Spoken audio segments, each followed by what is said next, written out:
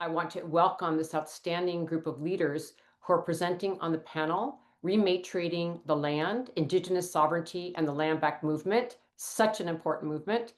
Thank you for your vital work and leadership in pushing this critical agenda forward. And today we're very honored to have moderation and comments by Dr. Lyla June Johnston, who is Diné and Cheyenne and is an Indigenous musician, scholar, and community organizer from Turtle Island, USA. And she's truly an incredible leader. I've been so inspired by Lyla for many, many years. And we thank you so much, Lyla June, for introducing the panelists and moderating this really important session. And yes, we felt that it was really important that this session was led by Indigenous leadership. And the floor is yours. Please take it away, Lyla. I'm so happy to be here. I'm so honored and blessed to be in circle with these amazing women. They are incredible, incredible people. And I think Indigenous women absolutely need to be at the forefront of all decision making, because we are not only of the cultures who are by definition experts in our own homeland, because in order to be Indigenous, by definition, you have to have been there for thousands of years with this institutional knowledge, but we're also the women of that culture, which in so many evolved societies throughout the world came to understand that when women lead, everything thrives. So yeah, I actually just got the stuff that you guys copied in the last like Zoom room I was in is not in the chat anymore. So if you could repaste it, that would be great with the names and titles. But I do remember that we're going to have a really powerful sister go first. And I do want to say that I'm really honored to be in circle with these four women, some of whom I know and some of whom I'm meeting for the first time. So first, we're going to have Bryanna R. Brown, who is Inuit from the Arctic parts of our Mother Earth, and very strong, beautiful people. And she's a political advisor and a land and water advocate an Indigenous climate for Indigenous Climate Action Canada. And again, this panel is called Rematriating the Land, Indigenous Sovereignty and the Land Back Movement. And as we all know, COP is kind of a joke, and it's perpetually let us down. The fact that we're having COP 30 is kind of a obvious obvious example of why it's not working very well. And so we absolutely need to have upheaval and revolutionization of the systems through which we talk about quote unquote climate, or what we have different words for in our Indigenous languages. And it's time to bring Indigenous women to the forefront as it pertains to climate justice, because we are usually the first to bear the brunt, and we're also the ones who carry the traditional ecological knowledge and the value system that can really help us forward. So with that, I'm really happy to hand it over to Bryanna. Hi, thank you so much for welcoming me. And thank you for welcoming me into this space. My name is Bryanna Brown. I am Inuk from Nunatsiavut, Labrador. And I come to you today not only as a policy advisor, a traditional storyteller, and knowledge keeper, but as someone who is deeply shaped by the land. Nunatsiavut, the land claims area where I'm from, it's on the northeast coast of Canada, so-called Canada. But our land is called Nunatsiavut, which means our beautiful land. And I'm very much shaped by that land and by the ongoing struggle to protect it. I begin by acknowledging the lands we each occupy, the waters that sustain us, and the ancestors whose presence we still feel when we really listen closely. I'm really happy to be working with Indigenous Climate Action on their National Steering Committee. I had become acquainted with them in 2019, and they really, really helped me to find my voice as someone who had a lot of problems and needed surgeries on my jaw, and having a neck sprain and severe concussion. So around that time, I experienced so much systemic discrimination, and thankfully, Indigenous climate action played a large role in helping me find my voice again. And so I would like to talk about the land back movement. It was originated by myself and the Labrador Land Protectors. It began not just as a call for sovereignty, but as a fight for survival. Um, Around that time, I had a lot of trouble talking because of a lot of violence I had experienced and being hit by a car with many injuries. And when I had gotten in contact with Indigenous Climate Action and applied to be on their national steering committee, it was a very serendipitous time. I had seen that when they went to COP25, they had a big land back sign. And that was the first time that I noticed that it was something that caught on globally, that that other people were taking on and advocating for. And it was interesting to me because at COP25, they were in Madrid, Spain, I believe. And that was where my great grandmother was taken from Labrador over to Spain and put into a human zoo.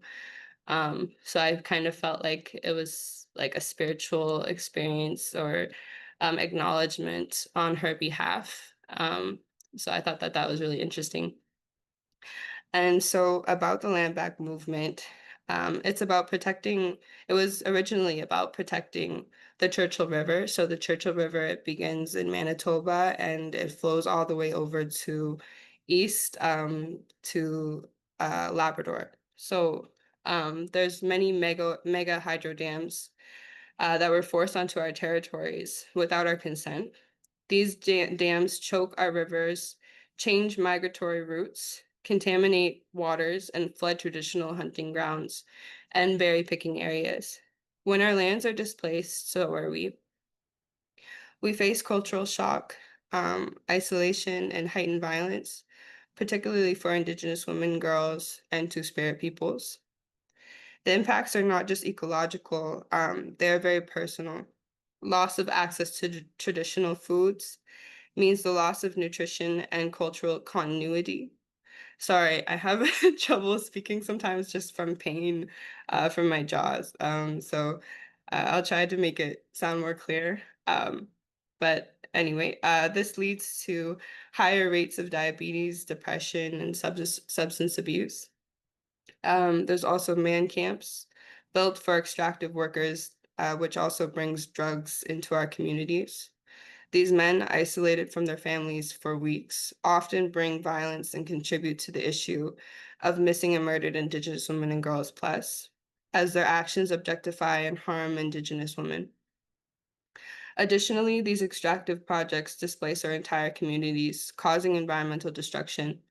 The loss of our land exacerbates our vulnerability, cutting us off from the protective relationships we have with the land, our communities, and deepening our exposure to violence. What does resilience mean when you're denied healthcare simply for being Indigenous? I have lived this experience. I was ignored, misdiagnosed, and denied adequate care, not due to lack of resources, but because of systemic racism. This is structural violence normalized in many spaces and not just hospitals. A lot of my work encompasses trying to ensure that many spaces are much more safer for Indigenous peoples, as this is what we deserve. This discrimination causes pain, but pain is also a teacher. The moments of dismissal and discrimination, when I needed care the most, was a time in which I had made um, many reflections and came to understand that it reminded me that we must raise our voices, even when they shake. We must advocate for ourselves and for those who cannot yet be heard.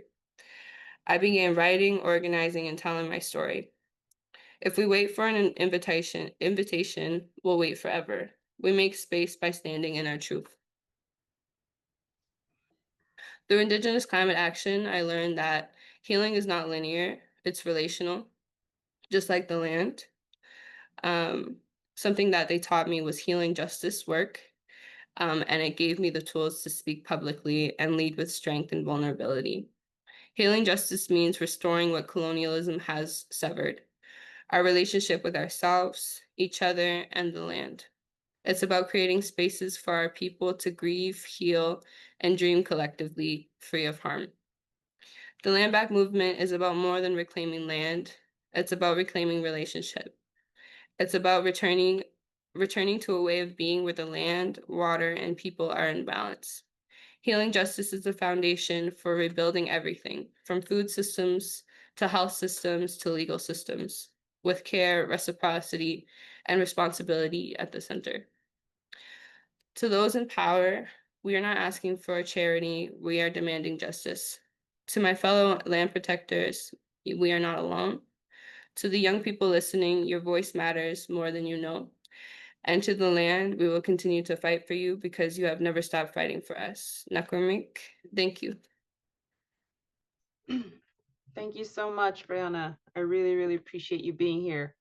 And what a powerful metaphor that even all of these things could not silence your voice, and that you continue to stand for the people in your community and for Mother Earth, despite all you've been through. And yes, land back is very much about decolonization in the truest sense. It was to some extent influenced by Eve Tuck, who wrote a very influential paper called Decolonization is Not a Metaphor. And in this paper, she talks about how decolonization is decolonizing land, uncolonizing and returning land back to Indigenous peoples. And this is not just about correcting historical injustices when these places were violently and illegally stolen, but it's also about helping all people.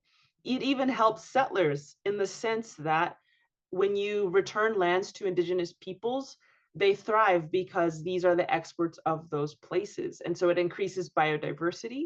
And because everything on Earth is interconnected, when we heal and restore supervision of a place to Indigenous peoples, that has a ripple effect to heal not only everyone around the world, but also to help heal rippling through time to future generations. So land back, yes, is about healing historical injustice, but it's also about intelligently and efficiently healing environmental systems so that all life can thrive, including human beings. So now I'm going to pass it over to my dear sister, Janene Yazzie. She is Dine, as am I, and she is the Director of Policy and Advocacy at Indie Collective. And she's based in Dine, Bikéyah, the people's land in, which is Navajo land, as it were, in Turtle Island or the USA. Thank you for being here, sister. Thank you, thank you, Bryanna, for that beautiful introduction. We often credit the development of the meta-narrative and political framework that is land back from the resistance that has taken place in our First Nations communities and over the medicine line to the north. But it's also important to remember that the land back movement has deep roots in Indigenous resistance since the beginning of colonization and across territories around the globe. The fight for territorial rights, for land rights, for return to ancestral homelands, and for the ways of living that are critical to our peoples as Indigenous peoples, has been the root of our resistance and our continued perseverance against colonial structures and institutions, enduring to this day. And so much of how the strategies and the wisdom around what land back means and how it's evolved has been informed by those different experiences, which differ across ecosystems, landscapes, experiences of colonization, but all hold fundamental things in common. one of it being the core belief that we're not fighting for some demarcation of land that is the equivalent of property rights or private property. Like, we are fighting for a way of life and to continue to live in our sacred responsibility as human beings to all that lives, all a sacred life, and to the lands, waters, mountains, ecosystems that are woven into the DNA of our ancestry and of our peoples, that has been preserved through our oral traditions and through our traditional life ways, and just all of the lessons, all of the songs, all of the ceremonies, all of the dances, all of the indigenous science, all of the ways of caretaking of the landscape, of creating foodscapes, of restoring food systems, of being with and living with and learning from the ever constant alive forces that exist around us. And that's so critical, because I feel like both land back and sovereignty can kind of, to non-Indigenous peoples who don't come from that lived reality and from that understanding, they can be very westernized concepts and terms. And that can lead to very real conflicts in understanding and interpretation. And so I often like to talk about sovereignty and self-determination as two sides of that coin, because by itself, sovereignty and self-determination don't fully capture the return of that the return and the right, the inherent individual and collective rights that Indigenous peoples are fighting for, to be able to live in that relationship, to be able to keep and center those sacred responsibilities as a core part of our being. And so in the work that we do, it's a constant need to educate and to be in conversation with people in order to build this understanding, to recognize that the fight doesn't stop once land is recognized and demarcated for ownership, or part ownership, or co-management for with Indigenous peoples. That the work continues until we are the people that the land wants back in return. And that right there is like the true goal of land back and what that means.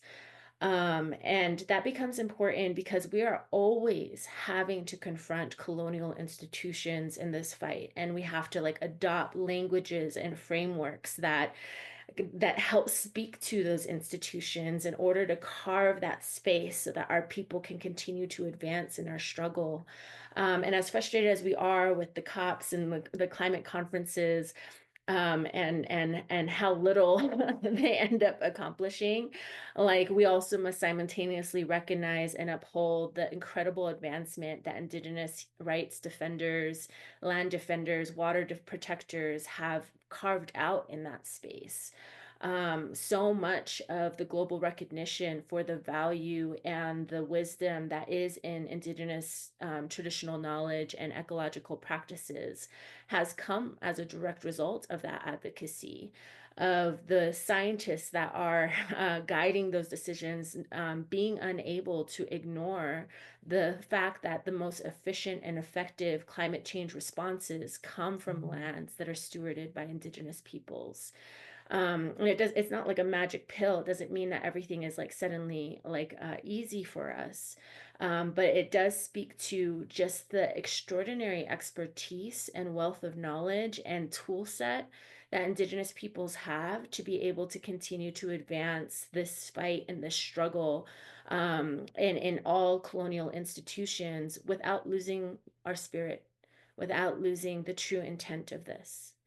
And just like was said before, despite all of the challenges and the things that we have been carrying, especially as Indigenous women in those fights, the broken hearts we're carrying, the wary spirits that we are carrying, because we continue to see this onslaught of attacks against our peoples and our lands all around us. We continue to witness all the forms of genocide that continue unabated.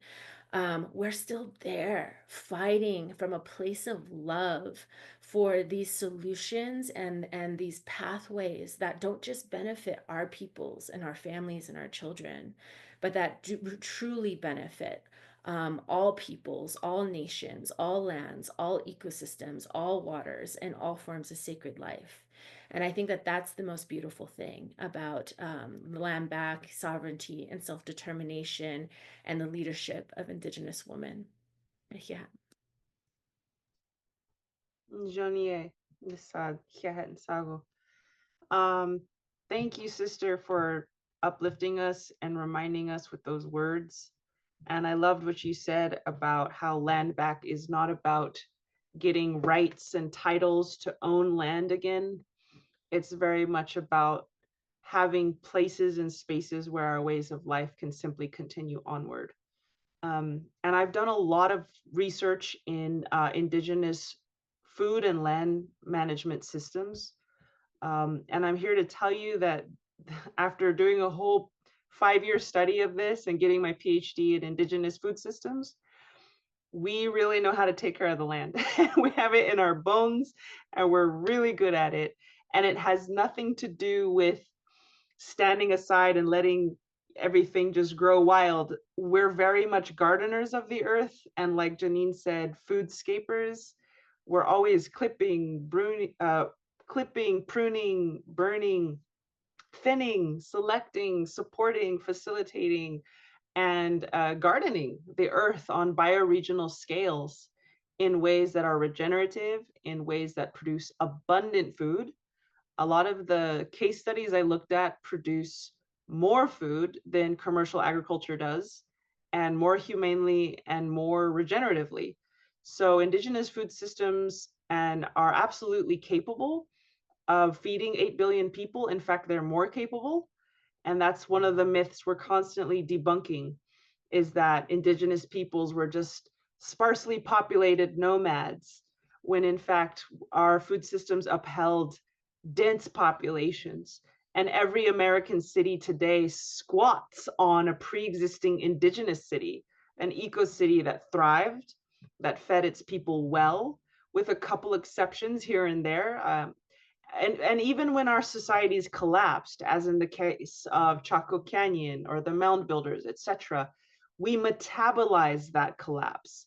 Unlike Jared Diamond, who paints us as like these people who are prone to just like collapsing and going extinct, he didn't understand that once we collapsed, we learned from those lessons, we metabolized those lessons, and we arose from those situations better, wiser, more sustainable, and more able to feed our people regeneratively. And so it's very exciting, the land back movement, which is inherently about rematriation. It's not just about giving land back, it's about, frankly, giving land back to women and letting grassroots femme Indigenous leaders have a lot of say over how the land is cared for. And these always have relationality in mind. That's why women are so good at this, because we have that relational mind in the right brain. We have that relational way about us, and that's always about taking care of relationships. And we're really good at it. And the men are also really good at what they're good at. And when we work together, it can really be a winning combo. And of course, our two-spirit relatives carry their medicine into the picture too. So turning it over to another matriarch, if you will, in training, and another amazing sister from Brazil, Taily, Terena, is a wonderful sister I had the joy of meeting in New York a couple months ago. And she's an Indigenous rights advocate in Brazil, as well as a climate defender. So I would love to hear your perspective down in Brazil, sister. And just welcome to the circle here. Thank you for being here.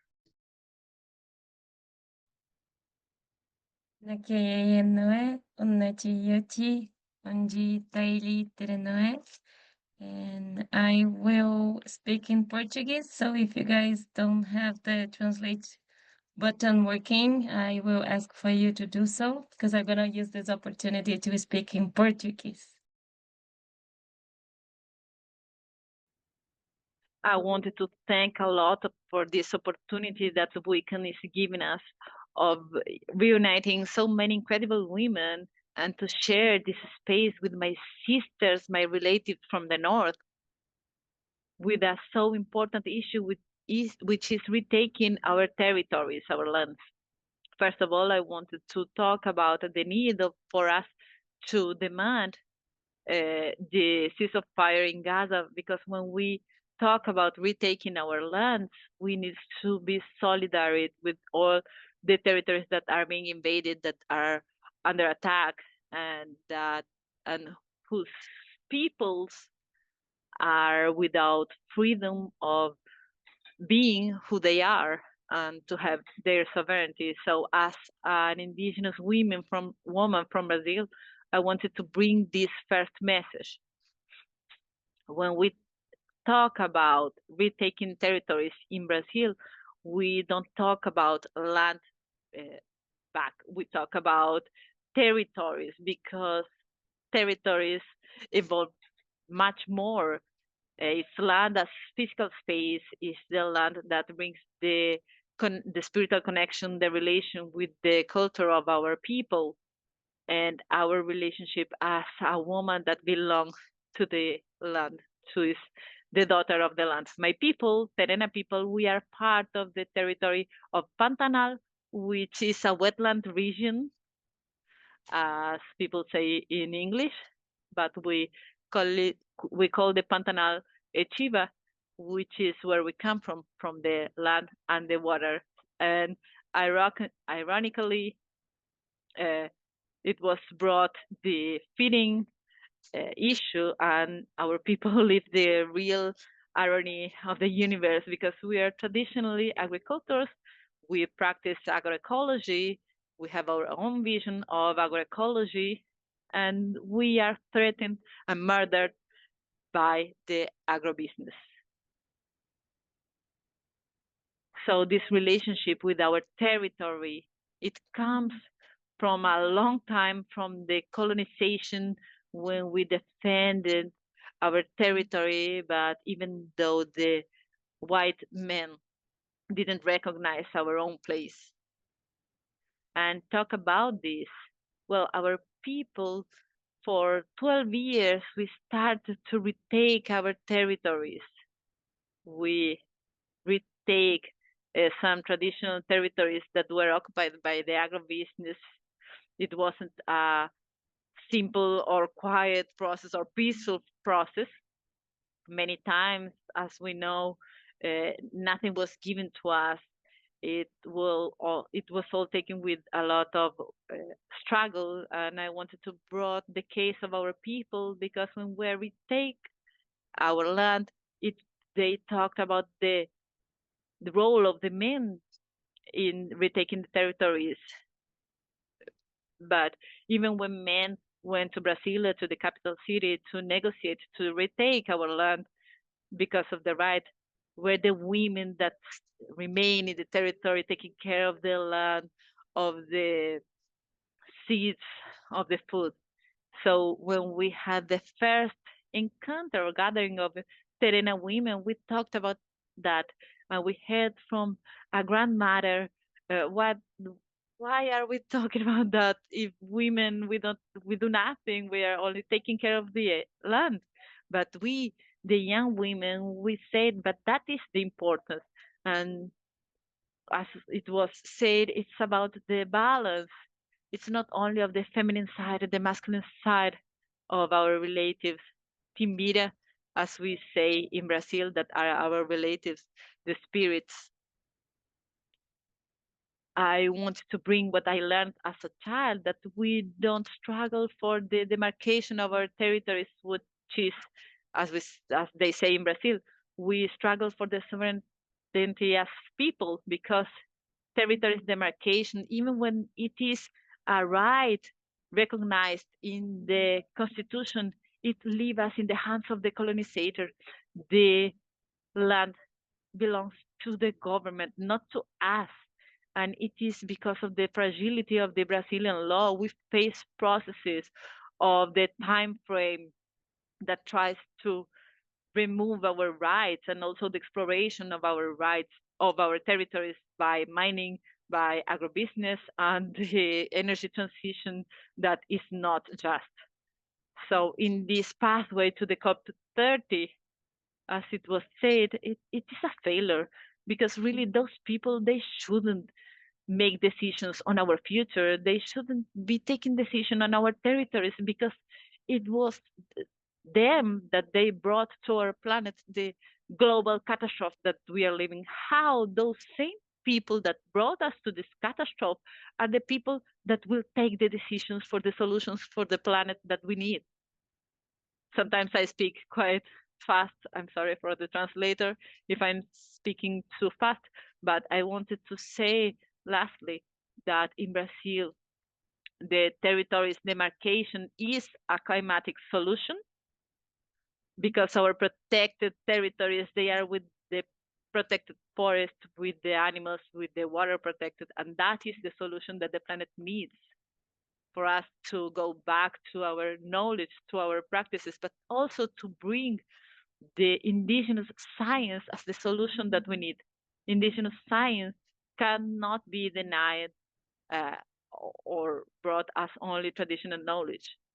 Indigenous science, it's warning for a lot of years that our territories, our practices are the solution for us to delay the end of the world.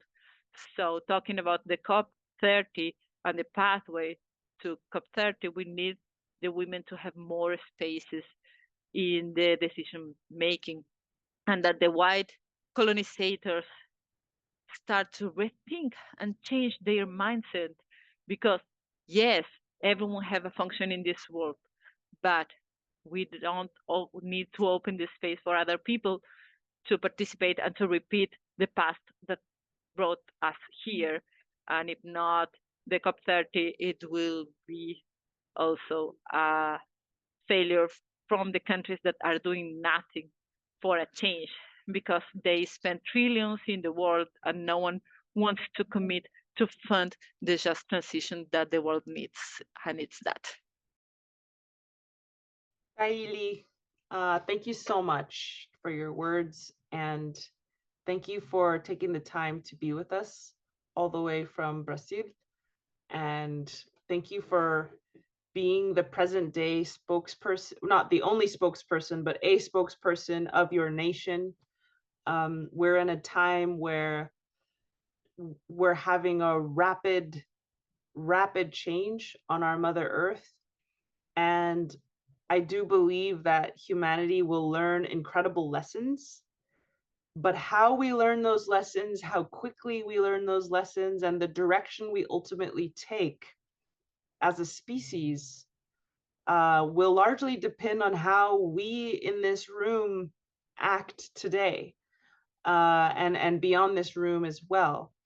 And it will largely depend on how Indigenous peoples stand up at this time to give the world the wisdom that it's asking for, and to help to steer and guide humanity using our cultural compasses that we have carried from our ancestors.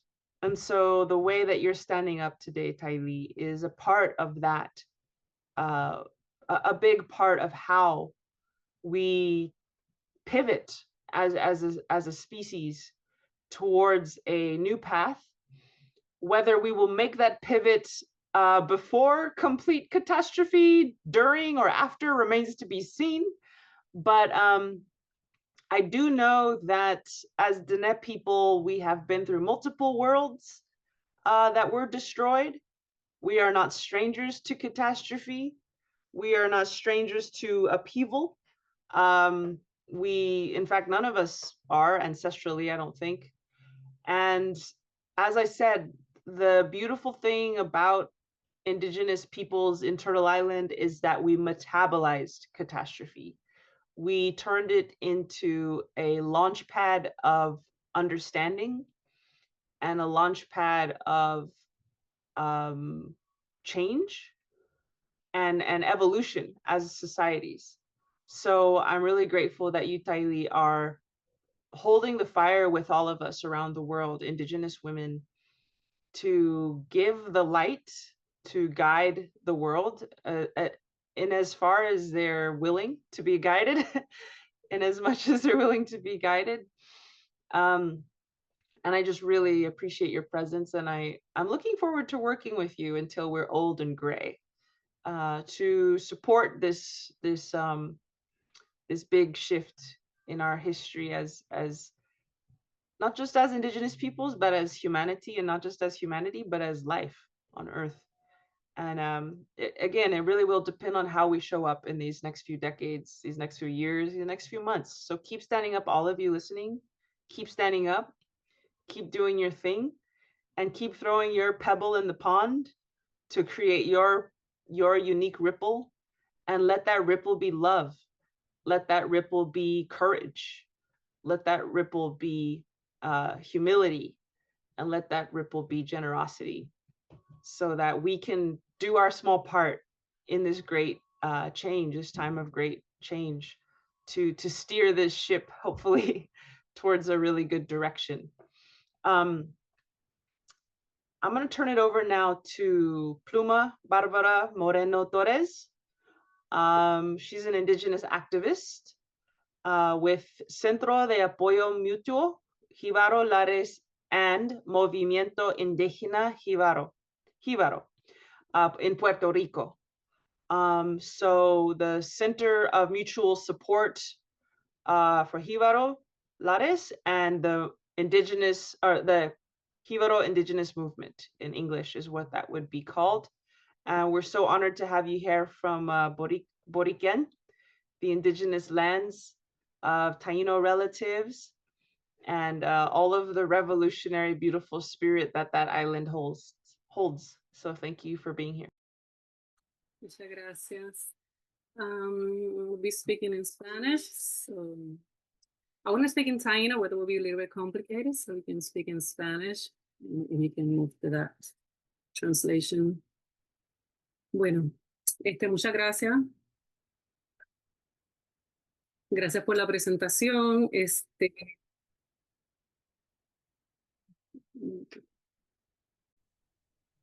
Pluma, are you okay? We don't see your video. Oh, there you are. Okay. Estoy tratando de apagar la traducción. Trying to turn off the interpretation. So I oh, don't yeah. Speak. Oh, really? I think, yeah, okay. Bueno. Okay, sorry. Now I got it. I was hearing the English interpretation because I selected that. So thank you so much for having me. My name is Pluma Bárbara Moreno Torres.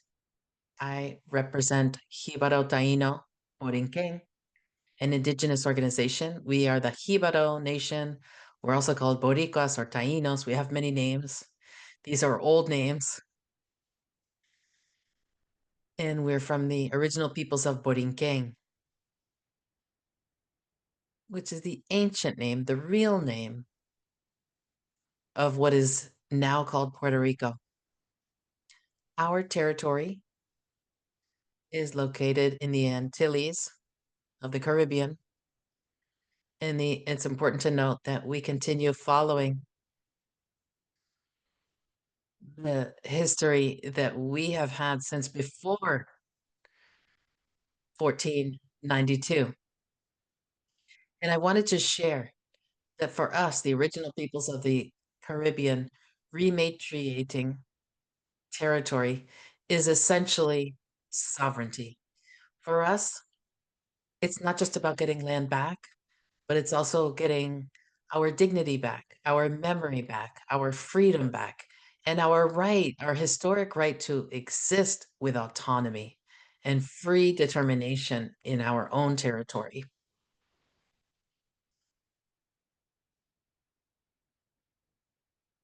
So our historical reality is the basis of our rematriation work. And this is what justice for Indigenous peoples is about for us.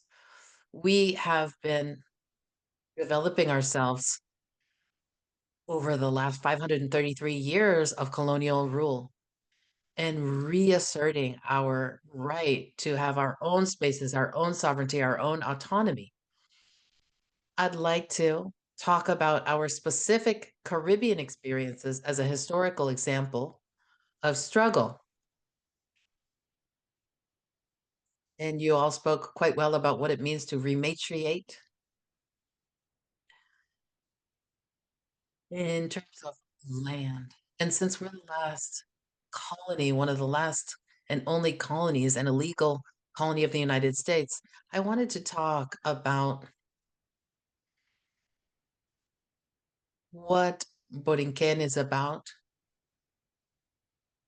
We were the first territory of Abya to be invaded by European imperialists, and we are still under occupation today. We are under the direct control of the US Congress.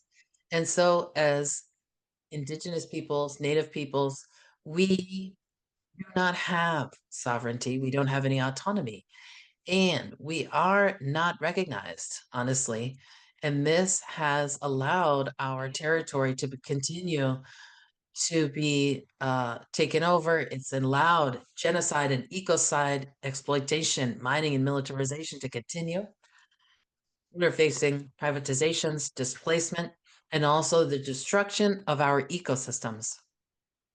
And of course, violations of our human rights, our natural rights, our right to exist. And we know that in colonized territories, displacement is the norm.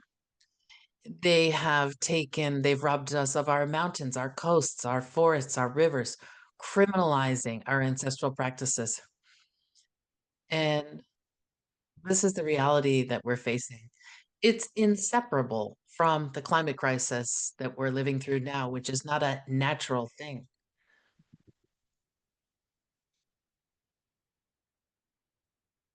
And it was once thought that climate change was part of a natural cycle, but what we're facing now is a climate crisis that's created by the infrastructure of the imperial and colonialist governments. So it is a mercantilist, patriarchal, colonial system. And it's totally disconnected from the earth and totally disconnected from the matrilineal structures that we appreciate. We want to really reaffirm that historically we have been matrilineal societies, in contrast to the current colonialist and capitalist political system that we have. And they have violated our territories and bodies for so long. Our original peoples, our native peoples, are sophisticated societies, and we have developed civilizations. We have guarded the natural ecosystems of the earth. We have clean and regenerative and sustainable technologies of our own. And for at least 500 years, for 533 to be exact, the colonialist governments have contaminated and destroyed whole ecosystems. And it's that legacy that today we want to revindicate, that women are now in this space as Native peoples. And it's not just repatriation, what we're looking at. It's not just mental, it's a political subject, a social and a spiritual subject, and it's an issue of life or death. And really, we are forced to lead. We Indigenous women, we are here, and two-spirit women as well. And we must show the way at this point. There is a lack of feminist and spiritual memory and a fragmentation of our governments, a fragmentation of collective memory and justice. There is pillaging, there is structural racism that's gone on for all this time. And even though we've been maintaining and defending ourselves, this has continued, but we endure, and we are defending our equilibrium, our global balance, our equilibrium, and this belongs to all of us. And we feel, just like my sister said, that we are the ones bearing the weight of all these repercussions of the climate crisis. And this is a systemic violation that we face in a structural dimension. It has a structural dimension because we continue to be ourselves. We continue responding as frontline defenders, and we are the ones who continue to restore. We are the ones transforming ourselves and seeking a path to revindicate our ancestral wisdom and our ancestral abilities and our traditions and our matrilineal cosmovision, our worldview, right? Recognizing that our bodies are the first territory that we defend. And as women, it's really the first body that is moved to activism. So we are calling to retake our role as leaders, and we want to be leaders in the community and social space, in political and decision-making spaces from our own territories. And it's important that we continue to take up political positions so that we can speak truth to power, we can defend our matrilineal worldview and defend our land and territory. And what's in play is not just our future, the future of our people, but that of all humanity. And so, in light of everything we've said, and I don't want to repeat what has already said, but I want to end by celebrating my participation and inviting you to celebrate and share in this great territory that's in dispute, Boriké or Puerto Rico, where we have been revindicating our ancestral principles and our matrilineal worldview. And so we are pushing this forward. This is an act of self-determination and sovereignty. And I'll tell you that last June 21st was a summer solstice, and it was a historic, it set a historic precedent because we were able to rematriate more than 30,000 acres of our ancestral lands. And this is due to the action of our alliance of Indigenous peoples of Boriké, formed by 4 organizations. I'm part of one of them. And we are continuing to reassert our right to land, our right to territory. And of course, we know how to put into practice the principles of equity based on sustainability and equality. And that same day that we got that land back, it was such an important day for me personally as well, and the whole nation of Boriké. And it's a legal and spiritual tool that we now have to protect and heal and return territories to those that they belong to. This is not just a symbolic gesture, right? This is actual territory that's been recovered, and it is sovereignty in practice, free determination in practice. And so our history has denied us so much, but we are still working, pushing forward our truth, our vision for the Boriké people and our society where we remain today. And we are creating alliances of sisterhood and liberation. And with that, we are going to continue living here as women, Indigenous peoples, and spirits here and around the world. And thank you so much. Súper, súper bonitas tus palabras. Muchísimas gracias. Very, very empowering, and I appreciate you so much. So we have some time to go through our wonderful sisters here, panelists one more time. And I had a quick question for each of you briefly. And Bryanna, we can start with you if you'd like, if you're available, if you're there, and no worries if not. But my question is, what is one or two things that our listeners here today can do to support Indigenous peoples, Indigenous knowledge, and land back? Knowing that many people listening are themselves Indigenous as well. But yeah, what are one or two things that we can do to support Indigenous nations, Indigenous knowledge, and or land back? That is a great question. Thank you. I I changed the view on my Zoom, and then I'm like just the big picture like in the middle now. So it made me nervous. But I think Indigenous leaders um and supporting Indigenous-led movements is essential.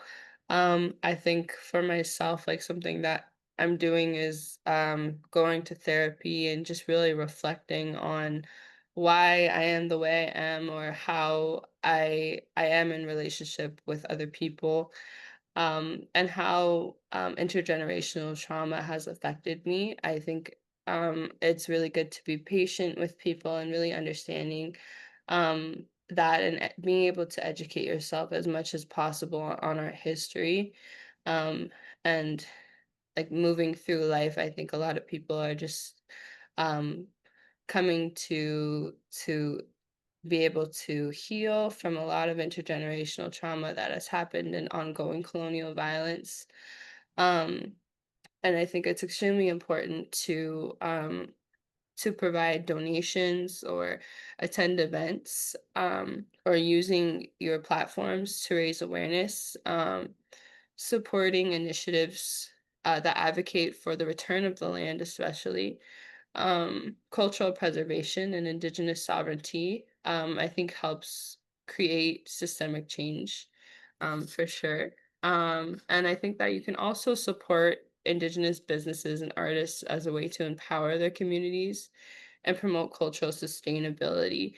I think the more that I'm immersed in art, I spoke with my psychotherapist today, that I'm a lot more happier and connected to the land, and it creates a little bit of a buffer from being in these colonial spaces, and it just gives me a moment where I feel really grounded. So I think trying to provide moments of joy and space for joy is really, really good, and being mindful of the mental health of Indigenous communities is very, very important.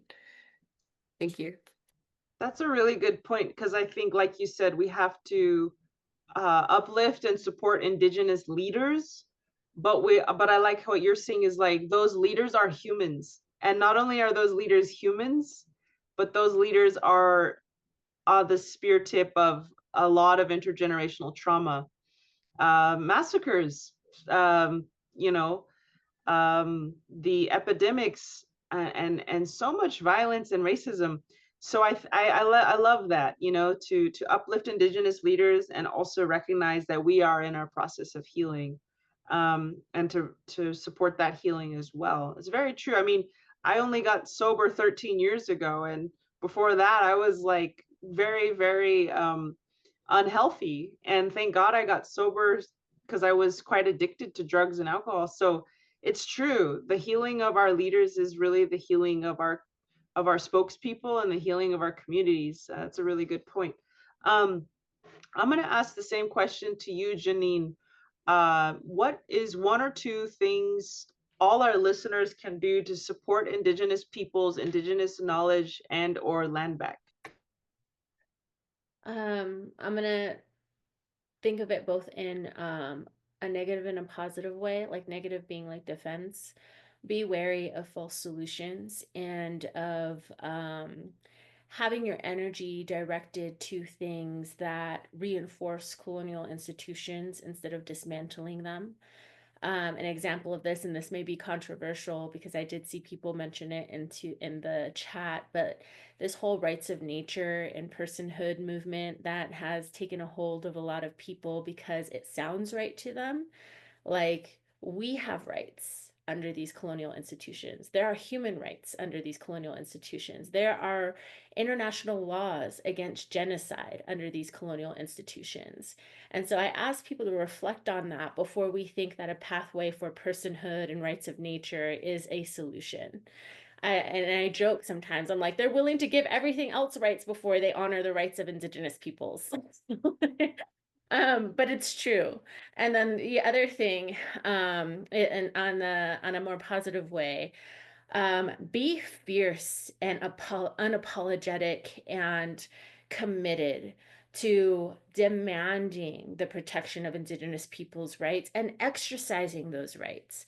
Our inherent collective and unique rights come not just because states honor them, they come because we continue to exercise them. They come because we continue to learn our language, we continue to work on the land, we continue to have ceremony, we continue to pray with one another, we continue to have babies and have joy and create art and create music and evolve in our traditions and in our skills. And so when you think of it that way, and this came from ceremony too, like it may feel like we lose a lot and that we've lost a lot of battles, but the reality is that every time we speak our language, every time we engage in ceremony, every time we do these things that make us our who we are, we win. And when you add that up, we've won a whole lot more than we've lost. And we will continue to do that. No matter how dark the world may seem or how hard things may get, we will continue to have those tools, those skills, those gifts, that medicine that is desperately needed by everyone else. So be unapologetic in exercising that. Yes, Janene was one of the first people to educate me about how nature-based solutions can be a false solution as well, because we have Shell Oil Corporation having its whole nature-based solutions program where they're planting a couple mangroves and then saying, well, we're offsetting decades of, exploitation of earth and people because we have a program now. And it's like sort of sanitizing and greenwashing and yeah, the rights of nature under colonial legal institutions still enforces colonial legal institutions. So thinking about who's giving nature rights and under which umbrella, and are the Indigenous peoples who protect those rivers concurrently being given rights to protect their rivers in their ancestral ways, etc. So thank you for sharing that. So we're going on to Taily, Terena. What are some ways our listeners, one or two things our listeners can do to support Indigenous peoples, land back, and Indigenous knowledge? Okay, I will do in English because I know when I speak Portuguese, I speak really fast. Sorry, translate this again for that. Is I think the emotions. But I want to bring three things. One, to people blow your bubble of relationships and stories and what are you hearing and getting to know. Because and so in this regard, like follow and support indigenous initiatives and indigenous peoples that are using social media, that are reading, that are writing books, like, and educate a brother and a sister, a friend, a family relative, uh, conscious of consumption. It's what Janine also said regarding with false solutions, because if our territory is being threatened, it's because of those companies that are still investing and exploring nature.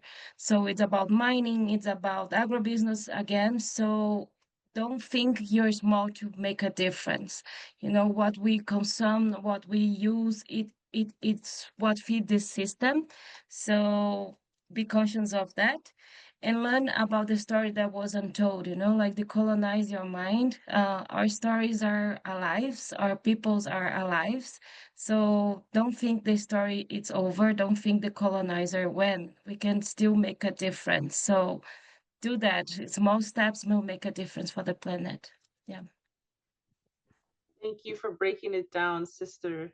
And Pluma, do you want to give this question a go? What can our listeners do to support Indigenous nations, knowledge, and land back?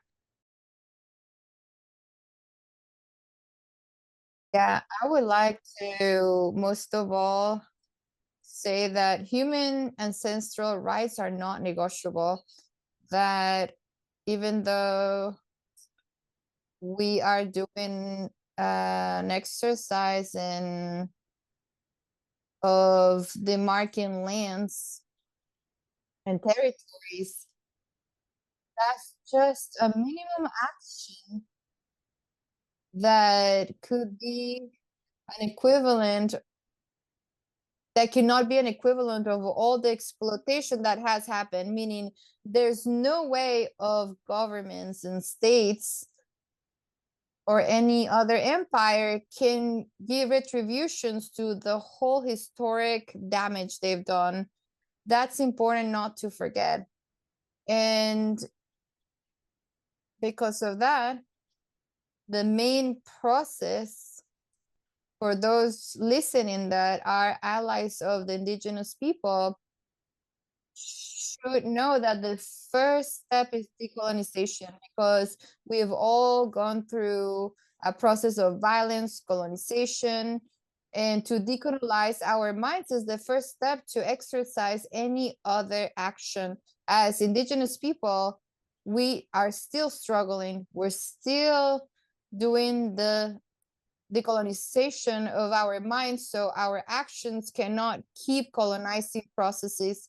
And for those that are listening that can help, it's important to recognize privileges. Even though this capitalization of territories have built social classes and structures of violence of all kinds, it's important to recognize that and to also understand that they are people that have naturally rights to their autodetermination. And we have been working for the first political school of ancestral knowledge, because everything we do as women, as original people, every single act is a political act. And every time that we are speaking our language and that we are recovering our land and practice our ceremonies and dances, that we cultivate our ancestral gastronomy, every act that we do is an act of sovereignty. It's a small one that is being added to that calling of retaining our vision of our people to face this climate crisis and systemic crisis.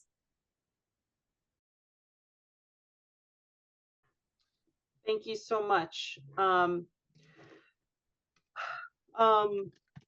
I want to also answer that too.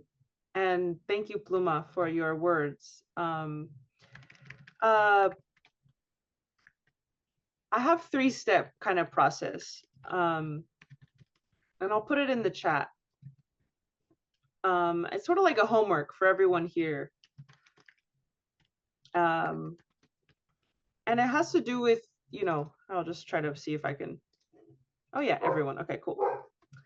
So the first one is like, who are the local indigenous peoples of the land you're standing on? Is it the Diné? Is it the Welsh? Is it the Terena? Is it the Karen, Mardus, etc.? What is an indigenous-led initiative in their community, whether they're still home or in a diasporic place? Like, for example, a lot of people in Texas are like, well, all the native people are gone, so I can't help. You know, it's like, no, actually, they're still here. They're just in Oklahoma because they were pushed there on a death march called the Trail of Tears. So you can still support them even if they're in a diasporic place. And then 3 is like, what is one thing that this initiative would like help with when you ask them, if anything? Sometimes they don't even want help, but really getting local and thinking about the local people around you, I think is really important, because I would dare to say, this might be the wrong way to say it, but I would dare to try to say something like, I think we come to belong in a place when and if we stand behind the indigenous peoples of that place. That's how we come to belong, in my view. and to stand not just behind them in our words, but in our deeds, and to be of service to them in a way that they prescribe, not in a way that we think they need help. Any other last words, my sisters? We have 2 minutes. Otherwise, we will wrap up early. I'm just so grateful to Bryanna Brown, to Janene Yazzie, Taily, Terena, and Pluma, Bárbara Moreno Torres. You know, thank you guys. Thank you all so much for being here today. Looks like we're all good. We're all talked out. Okay, now let's go do stuff. All right, my prayers are with you. Have a great day, everyone, and thanks so much for allowing our circle to be here. Vocaciones ancestrales. Ay, no, pues ya, thank you. Thank you. Bye. Thank you so much to Bryanna, Janene, Taily, Pluma, Dr. Lyla June. What an amazing group of speakers, Indigenous women leaders. Great moderation, Lyla. Really appreciate it and really moved by all the wisdom and leadership that we're hearing from these Indigenous women leaders, and really taking to heart their call to be lifted up as leaders, supported and centered in this discussion. And I couldn't agree more. So really powerful way to end our second day.